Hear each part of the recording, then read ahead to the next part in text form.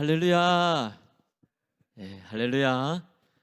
오늘도 우리 주님 앞에 나오신 한 분 한 분 우리 하나님께서 기억해 주시고 크신 은혜 내려 주시길 기도합니다.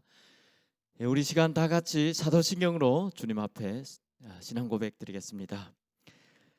전능하사 천지를 만드신 하나님 아버지를 내가 믿사오며 그 독생자 우리 주 예수 그리스도를 믿사오니 이는 성령으로 잉태하사 동정녀 마리아에게 나시고 본디오 빌라도에게 고난을 받으사 십자가에 못 박혀 죽으시고 장사한 지 3일 만에 죽은 자 가운데서 다시 살아나시며 하늘에 오르사 전능하신 하나님 우편에 앉아 계시다가 저리로서 산자와 죽은 자를 심판하러 오시리라.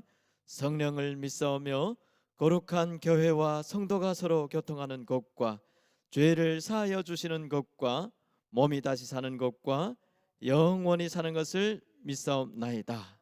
아멘. 우리 시간 서로 축복하면서 찬양하기를 원합니다. 이렇게 마스크 쓰고 예배하시는 모습이 제가 봐도 감격되는데 우리 하나님께서 보시면 얼마나 좋을까 하는 마음에 축복송으로 우리 하나님께 영광 돌리겠습니다. 우리 불편하지 않으시다면 다 함께 일어나셔서 찬양 드리겠습니다. 서로 축복하며 찬양 드리겠습니다.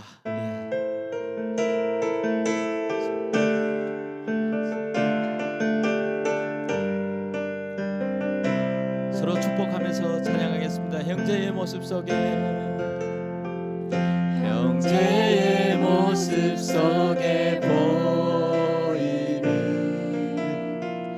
하나님 형상 아름다워라.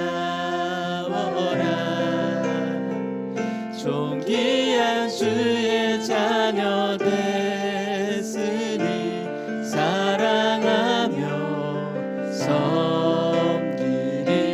자매님의 모습 속에 자매의 모습 속에 하나님 형상 아름다워라. 존귀한 주의 자녀 됐으니 사랑하며 섬기리. 다시 한번 자매의 모습 속에 자매님의 모습 속에 하나님 형상 아름다워라. 존귀한 주의 자녀 됐으니 사랑하며 섬기리. 우리의 모임 중에 임하신 하나님 영광 아름다워라. 존귀한 왕이 여기 계시니 사랑하며 섬기리. 나는 하나님을 예배하는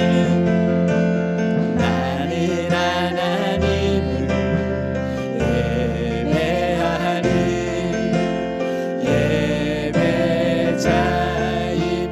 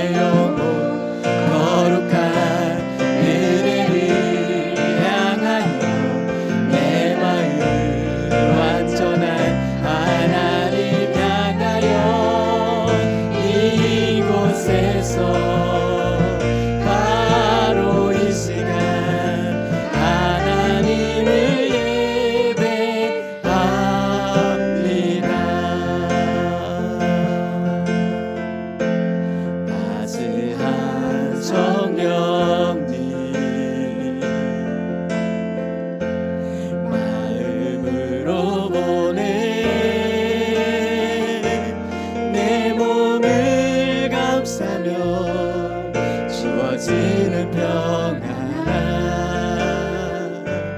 만족함을 느끼네.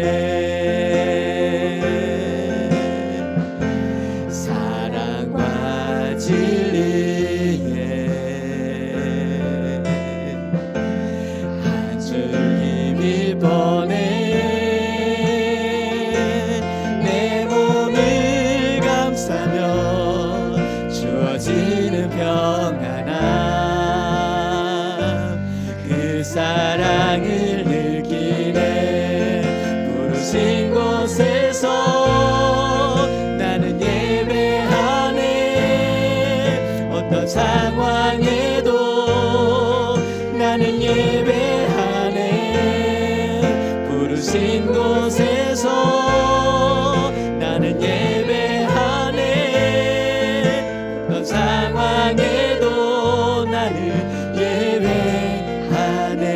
따스한 성령님, 따스한 성령님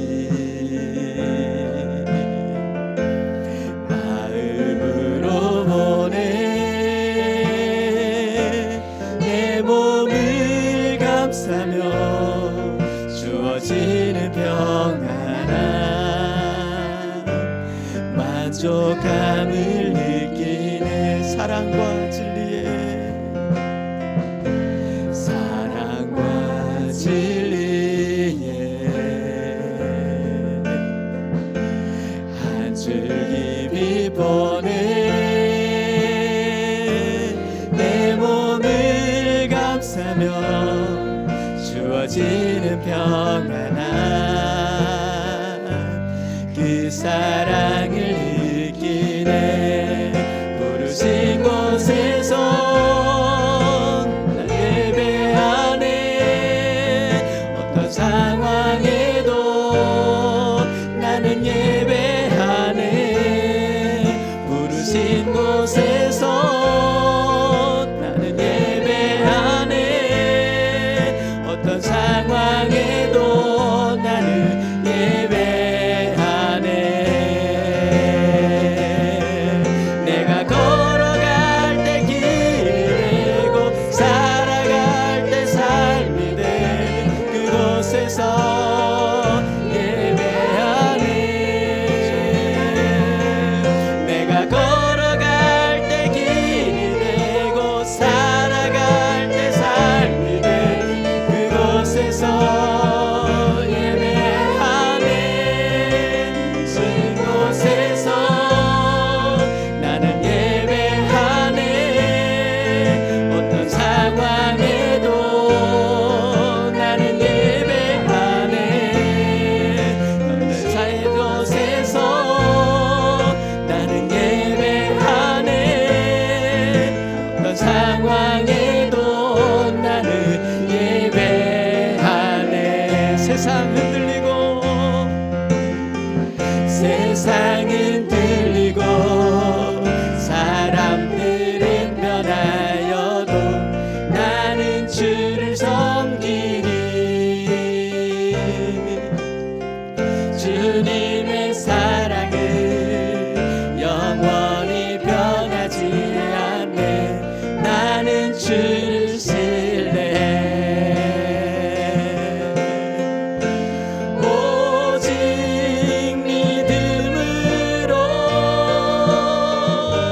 믿음으로 내가 살리라. 오직 믿음으로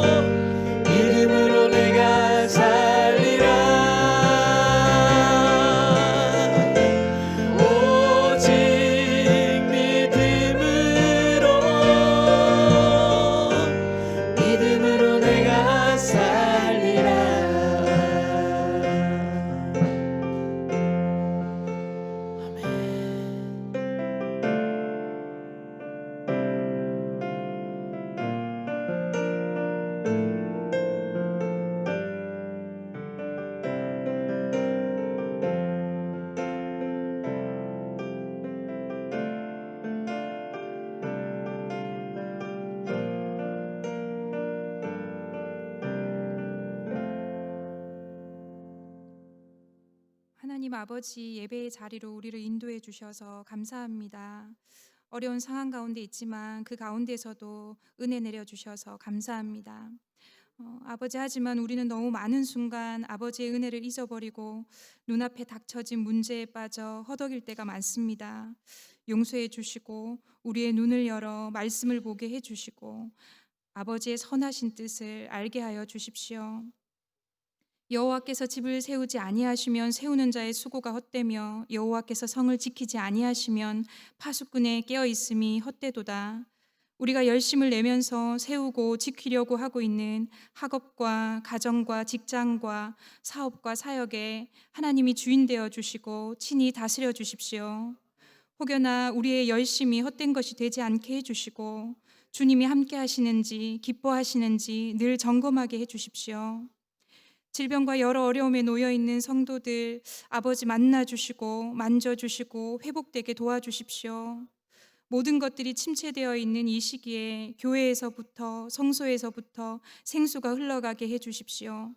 메마른 영혼이 살아나는, 모든 메말랐던 것이 다시 소생하는 놀라운 일들이 이 예배로부터 시작되게 해주십시오.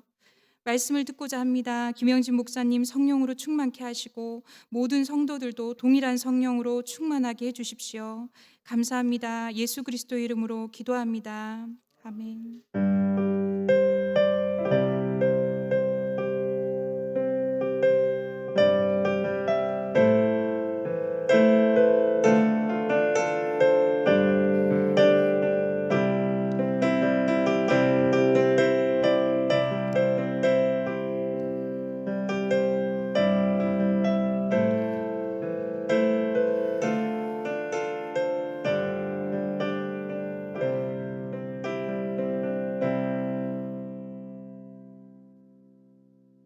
할렐루야. 주님께서는 어제나 오늘이나 영원토록 동일하신 줄 믿습니다. 오늘도 우리와 성령으로 함께 하신 줄 믿습니다. 의인은 믿음으로 말미암아 살리라 말씀하셨습니다. 여러분들 믿음의 눈을 뜨시고 현실을 믿음의 눈으로 바라보시기 바랍니다. 그러면은 희망이 생깁니다. 기쁨이 충만해지고 감사가 넘칩니다. 할렐루야. 자, 오늘 함께 나눌 말씀은 열왕기상 11장 9절부터 11절까지 말씀입니다. 세 절밖에 안 되니까 우리 다 같이 한 목소리로 읽겠습니다. 솔로몬이 마음을 돌려 이스라엘의 하나님 여호와를 떠남으로 여호와께서 그에게 진노하시니라. 여호와께서 일찍이 2번이나 그에게 나타나시고 이 일에 대하여 명령하사 다른 신을 따르지 말라 하셨으나 그가 여호와의 명령을 지키지 않았으므로 여호와께서 솔로몬에게 말씀하시되 네게 이러한 일이 있었고 또 내가 내 언약과 내가 내게 명령한 법도를 지키지 아니하였으니 내가 반드시 이 나라를 내게서 빼앗아 내 신하에게 주리라. 아멘. 여러분은 사랑해 보셨죠? 우리 결혼하신 분은 사랑해서 결혼한 거죠? 누군가를 여러분 사랑하면 어떤 일이 벌어지던가요? 사랑하는 사람을 보면 가슴이 뛰지요? 혈액순환이 빨라지기 때문에 얼굴에 혈색이 또 생기가 돌지. 생기가 얼굴에 빛이 납니다. 생의 의지가 생기고요. 사랑에 빠진 사람은 일단 외모가 좀 달라지기 시작하지요. 자꾸 거울을 보면서 이렇게 가꾸기 때문에 그렇습니다. 그 전까지는 옷을 막 대충 입던 분이 갑자기 옷 입는 것이 좀 예쁘게 입고 멋지게 입는다. 뭔가 이제 변화가 일어나는 것이죠. 그 주변 사람들이 다 알게 되죠.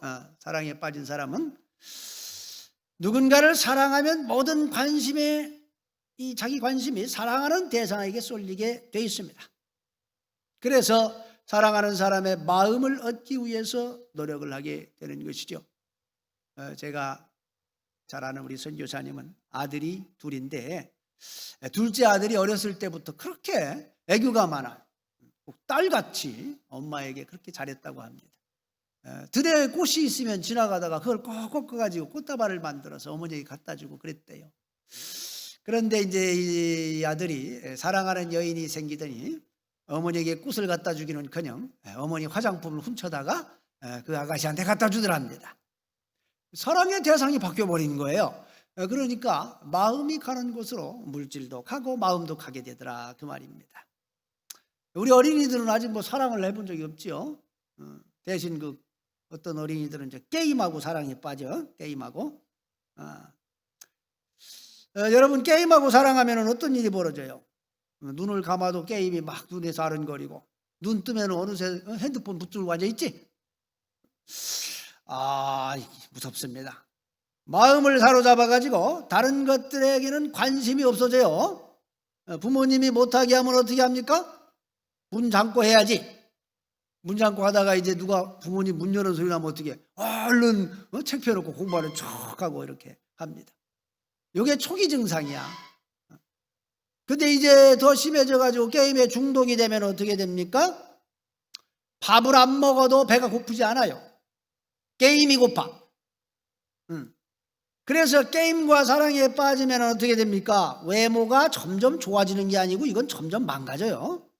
머리가 아주 헝클어지고 눈에 초점이 흐려지고 점점 폐인이 돼 갑니다. 결국은 사람 구실을 못해요. 그렇게 계속하면. 사람 죽이는 게임 빠진 사람은 현실과 가상세계를 혼동해가지고 아주 심각한 살인을 저지르는 일이 벌어집니다. 잘못된 사랑에 빠지면 이렇게 됩니다. 여러분, 우리는 누구와 사랑에 빠져야 할까요? 우리를 사랑하셔서 우리를 위해서 생명을 버리신 예수 그리스도와 사랑에 빠져야 되는 줄 믿습니다.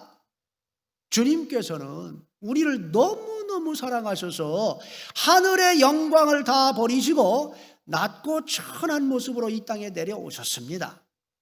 우리 위에서 왕노릇하고 있던 사망 권세로부터 우리를 해방시켜 주시기 위해서 우리 대신 스스로 사망의 칼을 받으셨습니다.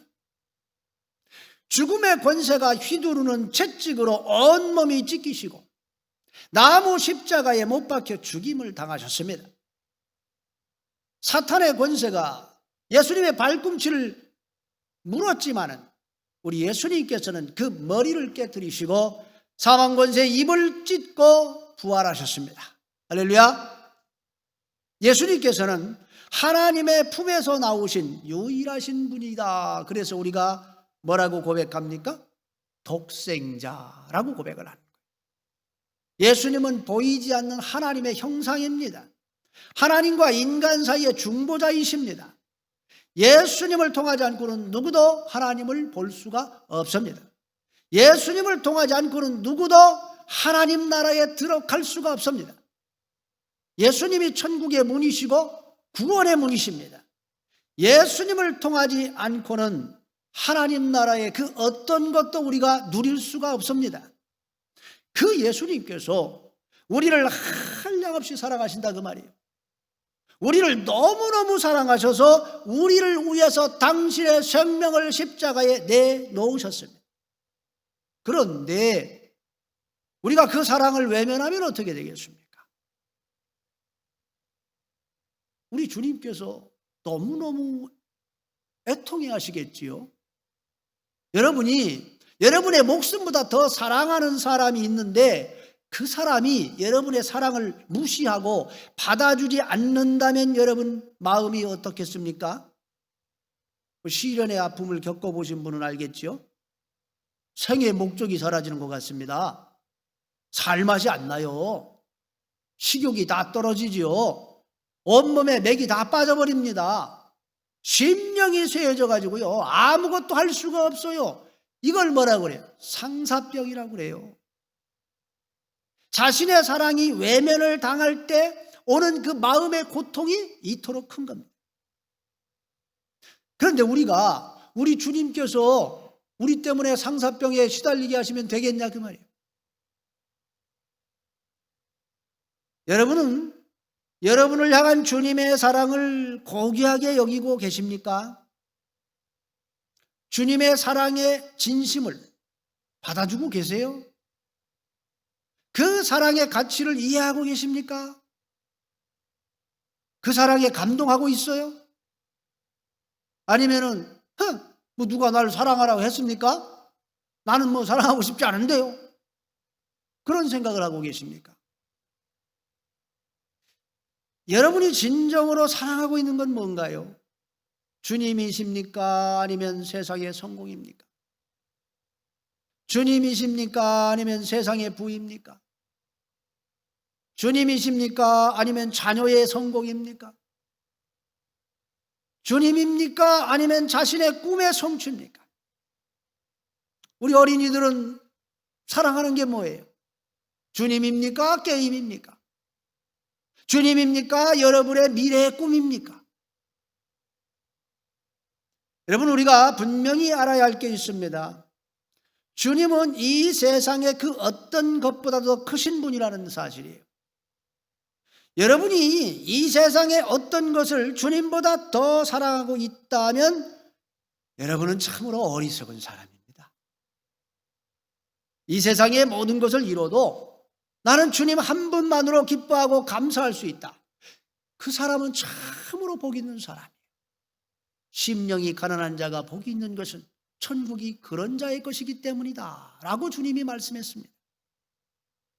주님을 가장 사랑하는 자는 결국은 모든 것을 얻은 자가 되는 거예요. 할렐루야.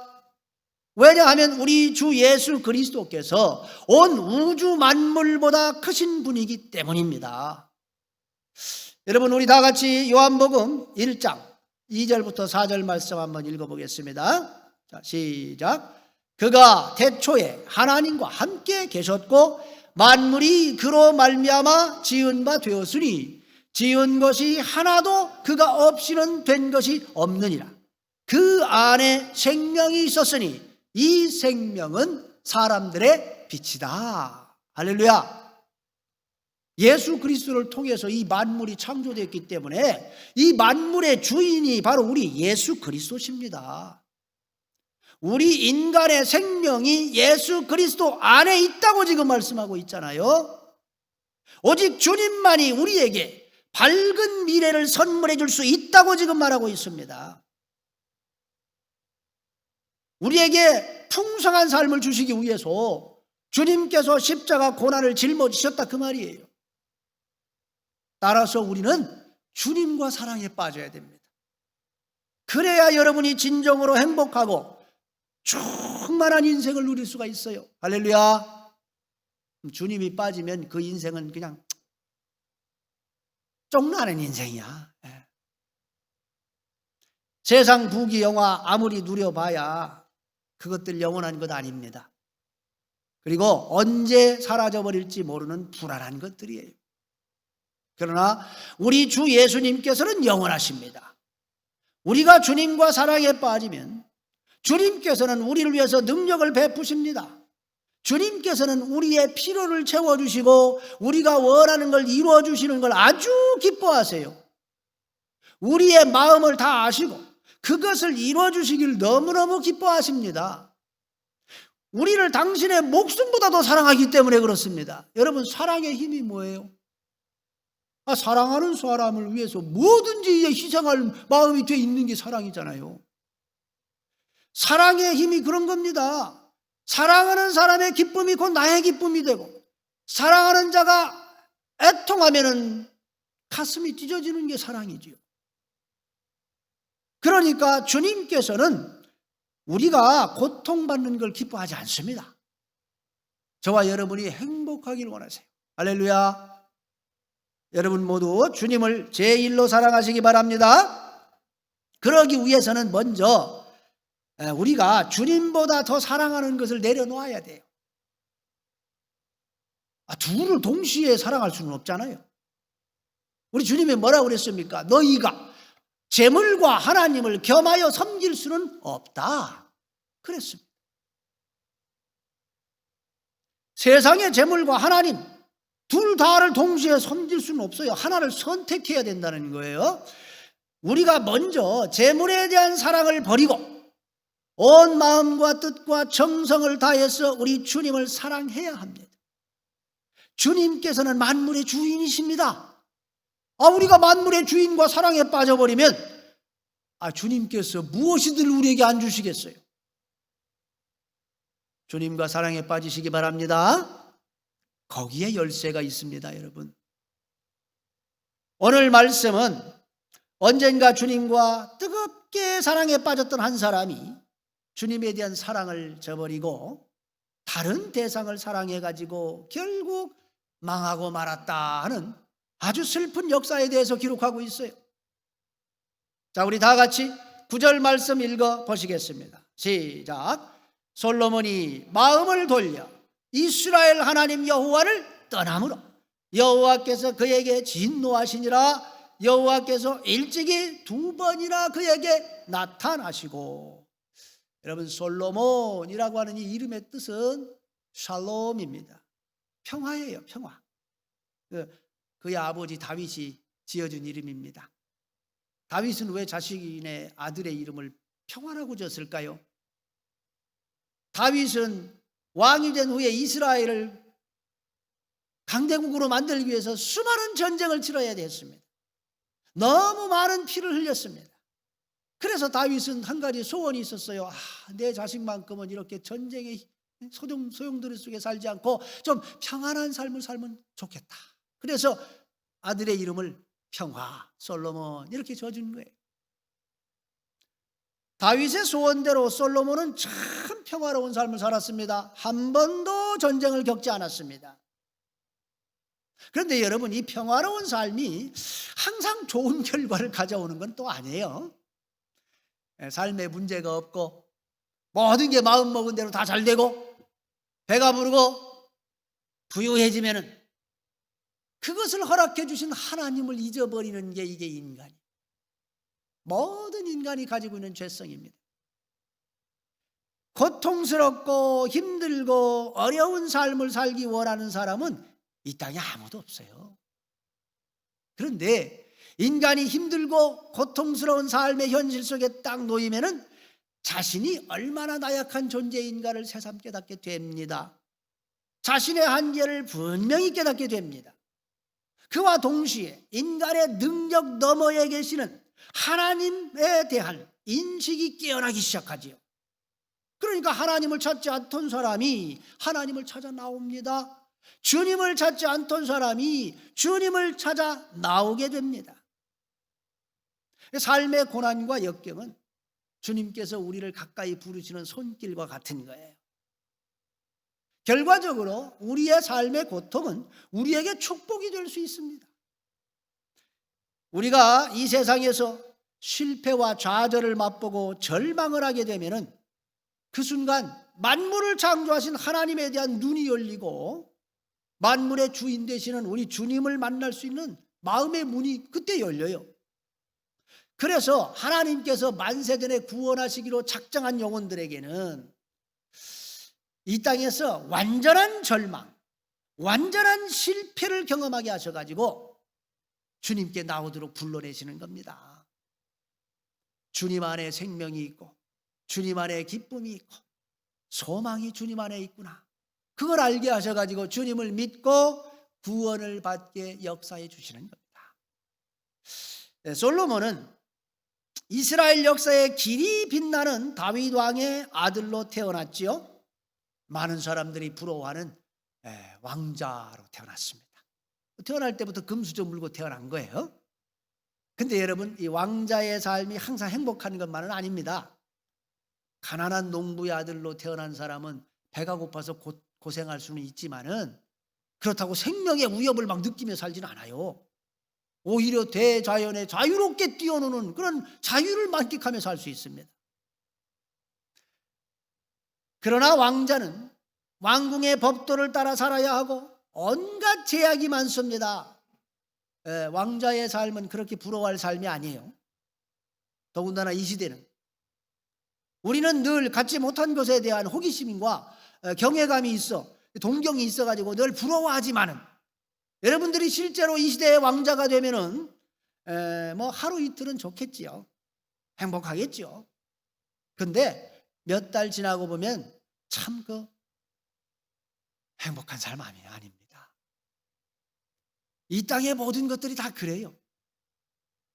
오직 하나님 말씀만이 늘 새롭고 신선한 줄 믿으시기 바랍니다. 솔로몬은 자라면서 가만히 보니까 자기보다 나이가 많은 다른 왕자들이 더 있다는 사실을 알게 되지요. 그리고 그 왕자들이 모두 다 왕좌를 노리고 있다는 사실을 알게 됩니다. 왕자는 하나뿐인데 그 자리에 앉으려는 사람이 많다는 것은, 솔로몬은 자칫하면 내가 이 왕궁이 바로 나의 무덤이 되겠구나 하는 것을 깨닫게 됐다 그 말이에요. 그때부터 왕궁의 삶은 어떤 삶이 되겠어요? 행복합니까? 살얼음판이 되는 거예요. 아버지 다윗은 부인이 많았습니다. 원래는 첫째 부인의 아들 암논이 왕좌의 1번 1순위였어요.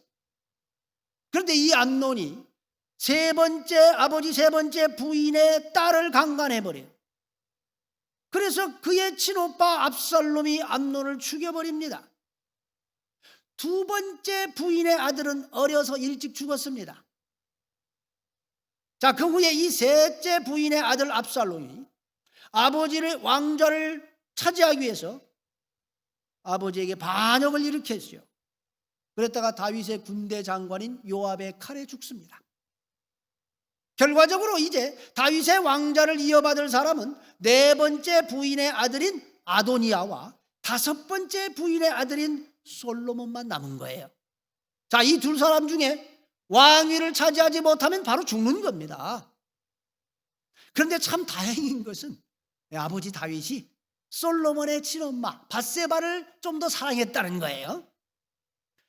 자, 솔로몬이 20살쯤 됐을 때 아버지 다윗의 왕좌를 빼앗겠다고 드디어 네 번째 부인의 아들 아도니아가 반역을 일으켰습니다. 그런데 솔로몬은 이스라엘의 대장군인 요압 장군과 대제사장인 아비아달이 그 아도니아 편에 섰다는 소식을 들었을 때 그는 자기 인생에 최고의 위기가 닥쳤다 하는 것을 깨달았습니다. 이 요압이란 사람하고 아비아달이라는 사람이 보통 사람이 아니에요. 엄청난 영향력을 가진 사람들입니다. 요압이란 사람은 다윗 왕을 처음부터 최측근에서 보필했던 사람입니다. 이스라엘의 초대왕 사울이 죽었을 때에 유다 지파는 독립을 해요. 그래서 예루살렘을 중심으로 다윗을 왕으로 추대해서 독립해버립니다. 이때 요압이란 사람은 다윗이 7년 6개월 동안 유다를 통치할 때 대장군이 되어서 나라를 지켜내지요. 다른 모든 지파들은 이 사울왕의 아들 이스보셋을 왕으로 추대해가지고 끊임없이 유다와 전쟁을 치렀습니다. 통일시키기 위해서. 근데 하나님께서는 다윗과 함께 하셔가지고 시간이 가면 갈수록 유다는 점점 더 강해지고 이스라엘은 점점 쇠해져 갔지요. 결국 이스라엘 왕 이스보셋의 대장군이었던 아브넬이라고 하는 사람이 다윗을 몰래 찾아와가지고 이제 귀순 의사를 밝힙니다. 다윗이여, 내가 이스라엘을 다 갖다가 다윗에게 바치겠습니다. 그 다윗이 이 아브넬을 잘 대접해가지고 평화롭게 보내서 이제 평화롭게 통일시키려고 했어요. 그런데 이 요압이 예전에 아브넬이 전쟁터에서 자기 동생 아사엘을 죽인 것에 대해서 복수를 하려고, 또 그리고 저 아브넬이 다윗과 손잡으면은 통일왕국 이스라엘의 대장군직에 자기가 못 앉게 생겼거든요. 그래서 그 아브넬을 간첩죄로 조작해가지고 죽여버립니다. 그 다윗이 그냥 대노를 하지요. 그래서 요압을 대장군직에 박탈을 시켜버렸어요. 그런데 얼마 후에 압살롬의 반역이 일어나가지고 다윗이 맨발로 왕궁에서 도망쳐야 했습니다. 이때 사울 왕의 베냐민 지파 세바라고 하는 사람이 기회가 왔다 이래가지고 세력을 규합해서 반역을 일으킵니다. 이 반역을 바로 요압이 나서가지고 진압을 시켜서 쫓겨났던 다윗을 왕궁으로 다시 돌려보내요. 그래가지고 이 요압 왕이 그 공로가 인정돼가지고 요압이 공로가 인정돼서 다시 대장군직에 복귀를 합니다. 그리고 이 요압의 동생들이 있었는데 이 동생들이 전부 다 군대 장관들이에요. 그러니까 다윗은 이 요압의 형제들이 두려웠습니다. 그런데 그 요압이 지금 아도니아와 한편이 됐으니까 솔로몬에게는 치명타가 아닐 수가 없다 이 말이에요. 또 아비아달도 보통 사람이 아닙니다. 다윗이 사울 왕으로부터 도망 다닐 적에 먹을 것이 없어가지고 이제 죽게 생겼습니다. 그래서 저 높 땅까지 가가지고 거기에 아히멜렉이라고 하는 제사장을 찾아가요. 그 아히멜렉이 도망온 다윗에게 내가 먹을 게 없는데 성소에 있는 그 떡상에 있는 제사장들만 먹어야 되는 진설병밖에 없으니까 너 이거라도 먹어라. 너 깨끗하냐? 먹어라. 줍니다. 그리고 다윗이 죽였던 그 거인 골리앗이 들고 있던 칼을 다윗에게 줘요. 근데 거기에 누가 있었냐면 도액이라는 사람이 있었습니다. 그걸 가지고 도액이 사울 왕에게 달려가서 고발을 합니다. 아히멜렉 제사장이 다윗이 왔는데 떡도 주고 칼도 줬습니다. 그래서 사울이 쳐들어와 가지고 높 땅에 있던 하나님의 제사장 85명을 다 모아다가 바위에다가 다 목을 잘라 죽이는데 아무도 안 하려고 그래. 제사장이니까 하나님께 벌 받는다고. 그 사울이 누굴 시켜요? 도액한테 시켜서 네가 죽여라 그래가지고 도액이 85명을 그 한 바위에서 다 죽였습니다. 이때 아히멜렉의 아들 아비아달이 간신히 탈출해가지고 다윗을 찾아가요. 그 다윗이 자기 때문에 아무 죄가 없는 하나님의 제사장 85명이 죽었잖아요. 그 양심의 가책을 받아요. 이 아비아달을 데리고 이미 대제사장 사독이 있었는데 너도 그냥 대제사장 하라고 2명의 대제사장이 그때 세워집니다. 여러분 이스라엘은 신정국가입니다. 하나님과 인간 사이에서 중보자 역할을 하는 사람이 대제사장이에요. 엄청나게 중요한 사람입니다. 그런데 그 대제사장 아비아달마저도 지금 아도니아와 한편이 됐다 이 말이에요. 자, 여기서 우리는 한 가지 생각해 봐야 됩니다. 분명히 다윗은 말했습니다. 내 왕권은 솔로몬에게 줄 것이다. 그런데 왜 요압 장군은 솔로몬을 도와주지 않고 아도니아를 도왔을까요? 아마 그것은 다윗과 요압 사이가 틀어졌기 때문이겠죠.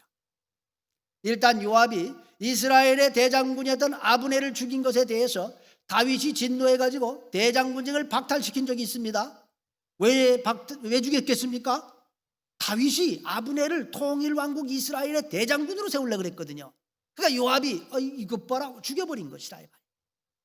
그 다음에 다윗이 압살롬이 반역을 일으켰을 때 내 아들을 절대로 죽이지 마라. 꼭 살려서 데려와라. 부탁한다 했는데 요압이 가다가 머리가 길어가지고 나무에 걸려 매달려 있는 비무장한 상태인 압살롬을 칼로 죽여버렸습니다. 그러니까 다윗이 그것 때문에 몇 날 며칠 울면서 압살롬을 애도하지요. 이때 요압이 생각했습니다. 아, 내가 다윗의 눈밖에 났겠구나. 자, 그런데 이후에 세바의 반역이 일어납니다. 그래서 다윗이 최대 위기를 맞았을 때에 반역을 진압해가지고 다윗을 다시 복귀시켜 주어가지고 자기가 대장군직에 다시 회복이 됐지만은 이미 둘 사이에 갈라진 이 신뢰의 금이 회복이 안 되는 거예요. 또 요압은 솔로몬이 왕이 되는 것을 반대했습니다. 왜 그렇겠습니까, 여러분? 그의 어머니 밧세바가 어떤 여인인지를 잘 아는 유일한 사람이에요. 자기 충성된 부하였던 우리아의 아내였던 그녀가 남편이 전쟁터 나가가지고 지금 목숨을 내놓고 사느냐 죽느냐고 하는 이 판에 다윗하고 불륜을 저질렀습니다. 그 다윗은 이 또 불륜을 감추기 위해서 요압 장군에게 편지를 써가지고 야, 그 우리아를 전쟁에 가장 치열한 데 내보내 죽여라. 어쩔 수 없이 갖다 죽였잖아요. 그러니까 요압은 솔로몬의 출생의 비밀을 잘 아는 사람이에요. 그런 솔로몬을 왕으로 섬기고 싶었겠습니까? 더군다나 아도니아는 서열상 나이도 많고 솔로몬보다 왕권을 먼저 물려받을 자격이 있는 사람이었기 때문에 요압은 아도니아를 도왔던 거예요. 그런데 다윗의 마음이 솔로몬에 있었기 때문에 아도니아 반역이 실패하면서 요압도 죽고 아비아달도 죽게 됩니다. 자, 그러니까 이게 무슨 말이냐면 솔로몬은 아주 힘들게 어린 나이에 왕위에 올라오게 된 거예요. 그것도 갑작스럽게. 다윗은 이제 나이가 많아가지고 더 이상 힘을 못 씁니다. 솔로몬은 어수선한 정세 가운데 왕이 된 거예요. 나이가 어려가지고 나라를 어떻게 다스려야 될지도 잘 모릅니다. 뭐 전쟁을 해봤어야지 군대를 어떻게 통솔할지를 몰라요. 대장군 요압이 자신을 인정하지 않아가지고 반역 세력에 동참했다 죽었기 때문에 이 솔로몬의 왕위가 너무너무 위태로운 상황입니다. 그래서 솔로몬이 의지할 분이라고는 하나님밖에 없었던 거예요. 그래서 하나님을 붙들었습니다. 그는 어떻게 해야 내가 하나님의 도움을 얻을 수 있는지 자기 아버지 다윗을 통해서 배운 게 있어요. 그게 뭡니까? 천번제를 드리는 거다. 일천번제. 많은 분들이 솔로몬이 일천번제를 드린 최초의 사람이라고 생각을 하시는데 사실은 다윗이 솔로몬을 왕으로 삼기 전에 먼저 일천번제를 드렸습니다. 그 솔로몬은 아버지 다윗이 하는 걸 그대로 보았고 그 본 그대로 따라서 한 거예요. 솔로몬이 일천번제를 드린 것은 그가 자신이 없었기 때문입니다. 자기가 나라를 다스릴 자신이 있었으면 뭐 굳이 그런 거 안 했겠지. 그는 하나님의 도움이 철실히 필요했던 거예요. 자, 솔로몬의 아버지 다윗이 어떻게 일천번제를 드렸는지 역대상 29장 21절에서 자세히 나옵니다. 우리 다 같이 한번 읽어볼까요? 자, 시작. 이튿날 여호와께 제사를 드리고 또 여호와께 번제를 드리니 숫송아지가 1000마리, 순양이 1000마리요, 어린 양이 1000마리요. 또 그 전제라 온 이스라엘을 위하여 풍성한 제물을 드리고. 그러니까 한마디로 일천번제는 어떻게 드리는 거냐면요, 숫송아지를 1000마리 잡아드리고 순양을 1000마리 잡아드리고 어린 양 1000마리 도합 3000마리 제물을 드리는 거예요. 그를 태워드린 다음에 포도주 전제를 부어서 드리는 제사다 그 말이에요. 의지할 곳이 없는 솔로몬은 하나님을 사랑했습니다. 하나님을 붙들었습니다. 하나님의 은혜가 없이는 아무것도 할 수 없다는 걸 잘 알았던 것이지요. 하나님께서는 그의 일천번제를 받으시고 그의 꿈에 나타나셨습니다. 그리고 네가 무엇을 원하느냐 물었습니다. 솔로몬은 내가 나라를 다스려야 되는데 아는 게 없습니다. 지혜를 주세요. 그러니까 우리 하나님이 전무후무한 지혜와 넓은 마음을 주시고 보너스로 뭘 줬냐? 부와 영광을 주셨습니다. 근데 여기서 한 가지 주목해야 될 것은 장수의 축복은 주시지 않았어요. 하나님께서는 솔로몬에게 네가 나의 법도와 명령을 지키면 또 너의 날을 길게 해주겠다, 이렇게 조건부로 장수 축복을 주셨습니다. 이게 무슨 말이냐면 하나님께서는 그가 하나님의 법도와 명령을 지키지 않을 것을 아셨다 그 말이에요. 솔로몬은 하나님께서 주신 놀라운 지혜로 유명해졌습니다. 그는 참으로 엄청난 부와 영광을 얻었습니다. 솔로몬의 지혜가 얼마나 뛰어났던지 저기 이디오피아의 남방 여왕이 그 소문을 듣고 너무너무 궁금해가지고 왔다가 솔로몬에 반해가지고 둘이 사랑에 빠졌지 않습니까? 그래서 이디오피아 복음화가 시작된 거예요. 그런데 솔로몬은 세상적으로 유명해지고 부가 쌓이고 그 영광을 얻게 되자 점점 이제 변질되기 시작했다는 것이 문제입니다. 자신의 탁월한 지혜를 가지고 자신의 나라를 세우려고 노력하기 시작합니다. 하나님을 의지하던 마음이 점점 사라지고 스스로의 힘으로 자신의 왕국을 견고하게 하려고 하지요. 주변 국가들의 왕들의 딸들을 아내로 삼아가지고 형제 국가를 만들어서 나라의 번영과 안녕을 꾀하기 시작합니다. 이방 여인을 아내로 취하지 말라. 하나님의 법이 분명히 말하고 있는데도 불구하고 그런 각국의 공주들을 취하기 시작하죠. 근데 그 공주들이 올 때 솔로몬에게 시집 오면서 자기 나라에서 섬기던 우상을 다 들고 들어왔어요. 그래서 솔로몬은 또 우상이니까 잘 모셔야 된다고 신전을 지어줬습니다. 솔로몬이 나서서 우상 숭배에 빠지기 시작했습니다. 솔로몬은 하나님과의 사랑을 저버리고 세상 여자들과 사랑에 빠져버린 거예요. 하나님의 나라가 아니라 자신의 나라를 굳건히 세우고 싶은 욕망의 마음을 뺏기고 만 것입니다. 그는 하나님의 법도와 계명을 지키지 않았습니다. 그래서 결국 그는 50대 초반에 죽었습니다. 스스로 생명을 단축시킨 것이죠. 자, 9절 말씀 보시면 솔로몬은 하나님 여호와를 떠나서 하나님의 진노를 불렀다 이렇게 말합니다. 10절에서는 솔로몬이 다른 신을 따르지 말라는 하나님 여호와의 명령을 어겼다 말씀하지. 11절에서는 솔로몬이 하나님께서 명하신 법도를 지키지 않았다고 책망하십니다. 그리고 결국 하나님께서 솔로몬의 손에서 그의 나라를 빼앗아다가 그의 신하에게 주기로 결정했다 그 말이에요. 솔로몬이 하나님을 사랑했을 때 하나님께서는 한없이 그에게 모든 걸 주셨습니다. 그런데 그가 하나님에 대한 사랑을 버리고 세상 여인을 사랑하고 우상 숭배에 빠지자 모든 것을 하나씩 걷어가셨습니다. 그의 사랑이 변질된 순간 하나님의 질투가 불타오른 것이죠. 여러분, 주님께서는 저와 여러분을 세상 그 어떤 것보다도 사랑하십니다. 믿습니까? 그래서 우리를 얻기 위해서 당신의 목숨을 던지신 거예요. 주님께서는 그러니까 저와 여러분을 포기하실 수 있다 없다? 없다. 포기 안 합니다. 우리가 그 사랑을 배신하면 어떻게 돼요? 주님이 질투하시는 거예요.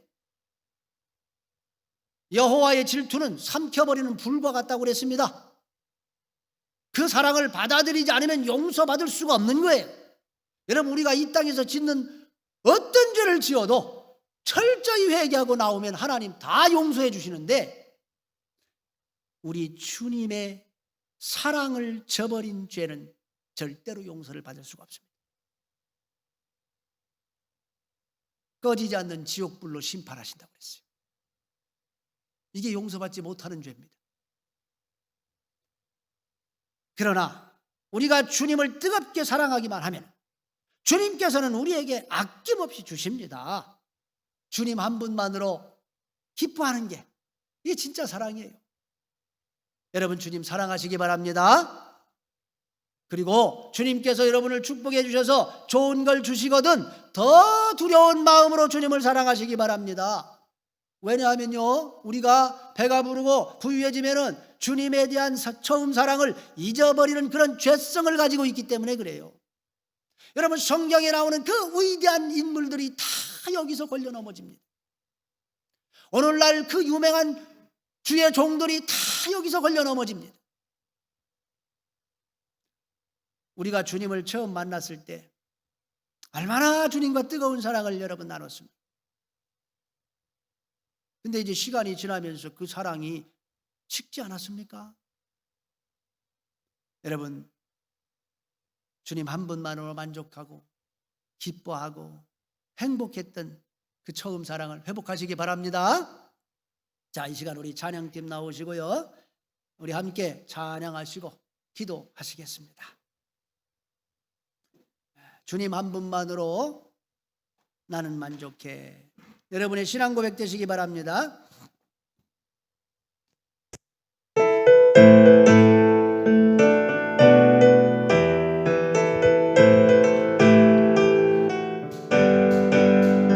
주님 한 분만으로 나는 만족해. 나의 모든 것 대신 주님 찬양해. 나의 영원한 생명 대신 예수님 목소리로 찬양해. 주님의 크신 사랑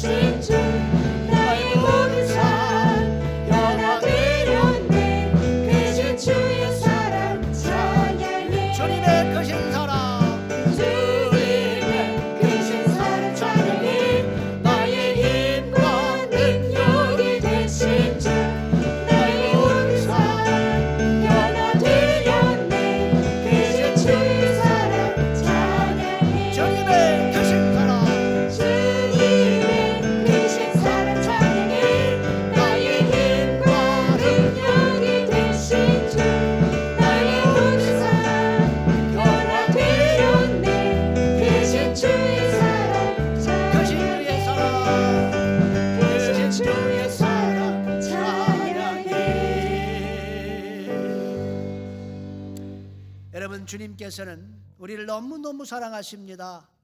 그 사랑을 이기지 못해서 하늘 보좌 다 버리시고 이 땅에 오신 것입니다.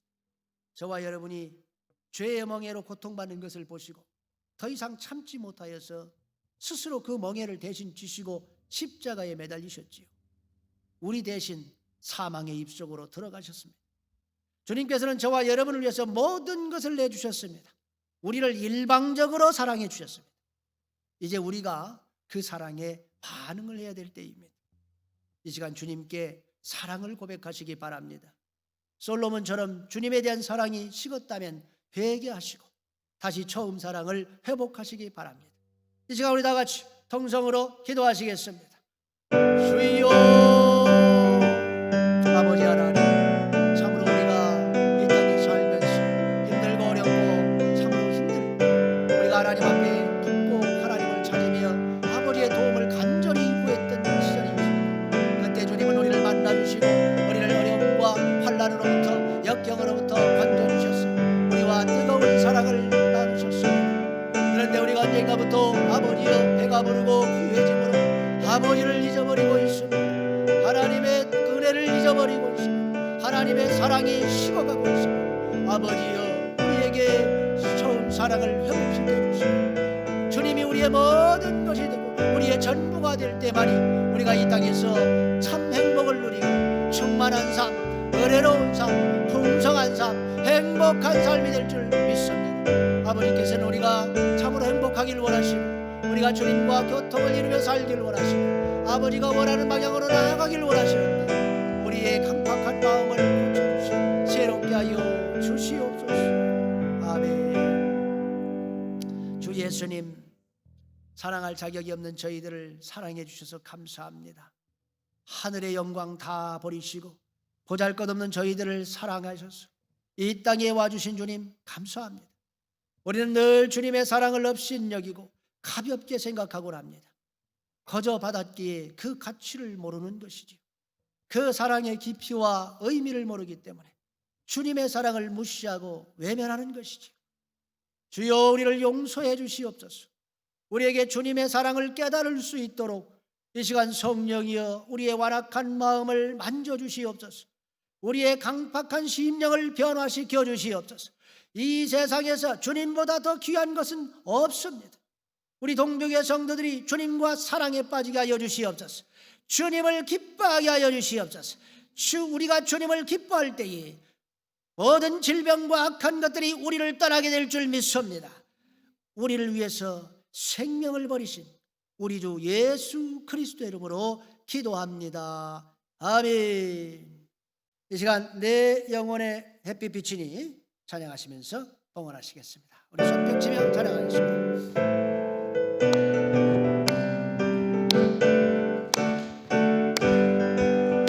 내 영혼의 햇빛 비치니 주 영광 찬란해. 이 세상 어떤 빛보다 이 빛 더 빛나네. 주의 영광 빛난 그 빛 내게 비춰 주시옵소서. 그 밝은 얼굴 배울 때 나의 영혼 기쁘라. 내 영혼이 노래 입술이 주 사랑합니다. 주 귀를 기울이시사 다 듣고 계시네. 주의 영광 빛난 그 내게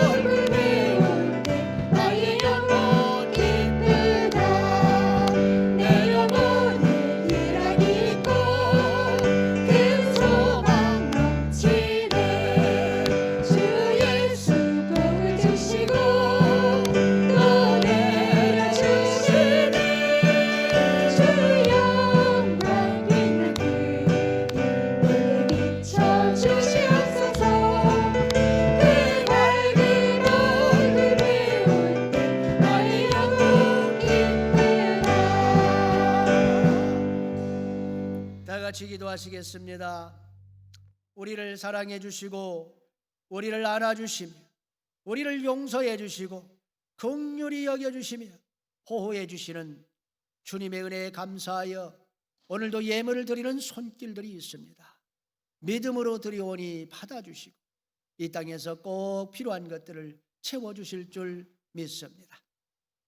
이제는 우리를 사랑하사 십자가 위에 생명을 내어놓으신 우리 주 예수 그리스도의 한량없는 은혜와 우리를 사랑하사 독생자를 이 땅에 보내주신 하나님 아버지의 무한하신 사랑과 우리를 사랑하사 오늘도 우리와 함께 하시는 성령님의 내주, 교통, 의로 충만하심, 주님을 사랑하여 주님 한 분만으로 기뻐하고 즐거워하기로 결단하는 동북의 성도들 머리머리 위에 가정, 일터, 학업 위에 이제로부터 영원토록 함께 하시기를 간절히 축원하옵나이다.